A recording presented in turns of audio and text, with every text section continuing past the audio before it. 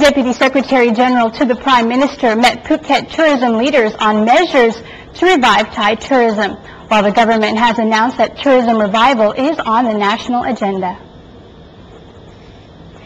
After the dispersion of demonstrators at the Government House, leading to a calmer situation in Bangkok last Tuesday afternoon, the Deputy Secretary General to the Prime Minister, Mrs. Anchali Tepabut, held a meeting with the tourism sector in Phuket to assess the tourism effects and listen to their views and needs. The meeting included the President of the Hotel Association Southern Chapter, Mr. Meiti Thamanachakun, the Phuket Tourist Association President, Sombun Jirayut, and representatives from Chinese travel agents. The private tourism representatives gave their proposals and requests for tourism stimulus measures via Mrs. Anchali to the government to restore tourist confidence and enthusiasm to return to Thailand. The Thai Hotel Association Southern Chapter President proposed the government send messages through travel agents to apologize to tourists worldwide and then attract back the potential or existing markets, including Asian and European. Meiti also suggested that the government makes it a national agenda to invite tourism industry players nationwide to launch special promotion campaigns boosting the Thai value and real identity of Thai friendliness to attract back visitors. Mrs. Anchali stated that the government is promptly taking action to revive the tourism image overall to restore travelers' confidence. Assessments for impact and needs from each region are being gathered to present to the government. Prime Minister Apisit Vejajiva on Sunday announced on his weekly television program, Confidence in Thailand with Prime Minister Apisit, restated that tourism is set as the national agenda to stimulate the economy as a consequence of the global economic recession and political turmoil that plague the nation. The government had met and gathered need and suggestions from private businesses, including the industry, and to have measures proposed to the cabinet meeting on Tuesday. Phang-Nga tourism leader believes that the government's marketing trip to the Arabian Travel Market will restore tourist confidence and explore more channels for the Andaman region. The Phang-Nga Tourist Association President Chris Srifa welcomed the news that Prime Minister Apisit Vejajiva will lead the Thailand team to participate in the Arabian Travel Market in Dubai in early May, and scheduled to lead the tourism group to the People's Republic of China in June. He stated that the Arabian Travel Market event is second to the biggest, the ITB, or International Tourism Bourse, in Germany. Mr. Chris said he believes that the Prime Minister's presence at the event will restore tourist confidence and revive tourism after political turmoil. He further states that Middle East travelers have high purchasing power.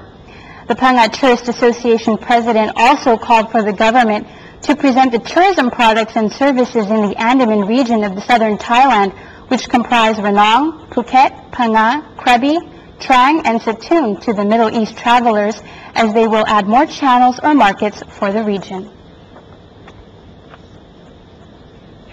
A Krabi Wellness and Spa Fair was held during April 17th through the 19th.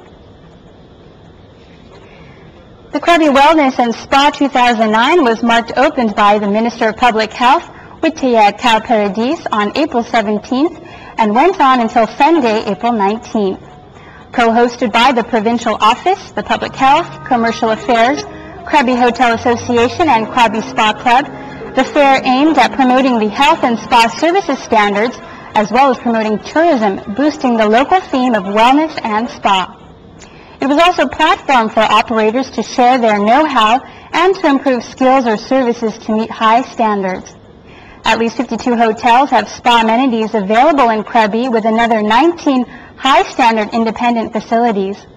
Spa services, massages, and herbal food for health were also made available during the fair. It was well attended by residents and tourists. Krabi earns about 1,236 million baht from the industry each year. Krabi also held an international rock climbing contest last weekend. More than 100 participants from 11 nations took part in the Krabi International Rock Climbing and Bouldering Contest during April 17th through the 19th. The event was held by the Krabi Provincial Authority in cooperation with the Krabi Provincial Administration Organization, the Tourist Association, the TAT Krabi office, and Rawai Rock Climbing Club.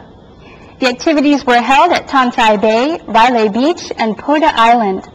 It was marked open by the Krabi Governor, Siwa Sirasalawak, who stated that Krabi has planned to be a rock climbing destination and to push it to list in annual tourism promotions. Krabi is well known among rock climbers as a not-to-miss destination with its world-renowned cliffs, beautiful nature, and fully equipped facilities. It houses world-class rock climbing sites with more than 600 climbing routes. The competition this year was divided into two categories, which were lead climbing marathon and deep water soloing. Apart from rock climbing activities, there were competitions called the Thailand Bouldering Asia Cup and a fire contest. And a sea turtle is being treated at the Phuket Marine Biological Centre after found illegally caught by fishermen in Rawai. Marine officials used a crane to lift up a male green turtle weighing over 100 kilograms from a patrol boat to be treated at the Marine Biological Centre at Lempenwa in Phuket. The creature had a big wound on his shell by his head. Paitun Panchaipum, the director of the Phuket Marine and Coastal Resources Conservation Centre, said the turtle was found chained to a mast in the sea off Rawai on the south side of Phuket Island. 4 suspects fled the scene when officials arrived, but Paitun said they were all photographed and he believed that they will be brought for prosecution soon. He said they are charged with illegally catching and detaining rare marine animals in restricted and conserved areas. According to Kanchana Aduyanupprasan, chief of the distinct marine animals from the Phuket Marine Biological Centre, this is the largest male turtle ever found in the past 10 years. This green turtle was around 50 to 60 years of age, with a 97-centimeter long shell. His wound was examined before treatment. And the annual My Khao Turtle Fun Runs take place on May 24th this year.